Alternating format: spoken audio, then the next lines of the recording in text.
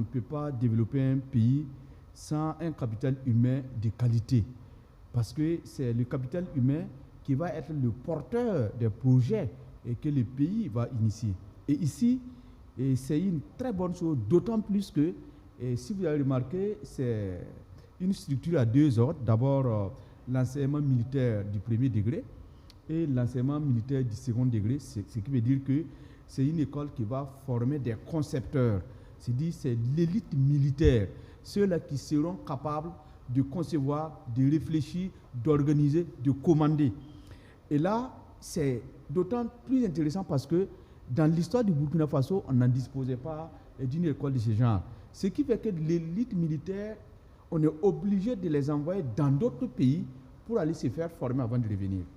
L'avantage immédiat, c'est le fait que le nombre de personnes, le nombre de militaires de haut niveau qu'on va pouvoir former, naturellement va s'augmenter.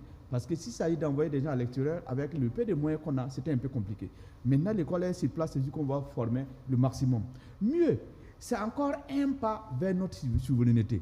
Lorsque vos militaires partent se former ailleurs, et naturellement, ils reviennent avec une mentalité un peu installée par les logiciels qui ont été fabriqués de l'extérieur.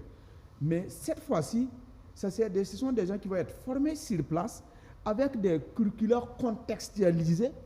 Par exemple, quand vous prenez l'exemple de la lutte contre le terrorisme, par exemple, quand on prend des exemples, ça ne cadre pas forcément avec notre milieu. Quand vous prenez le terrorisme en Europe, les terroristes sont en ville.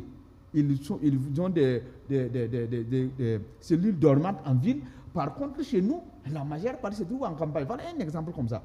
Donc, les curricula sont seulement contextualisés, ce qui veut dire qu'ils seront encore plus opérationnels.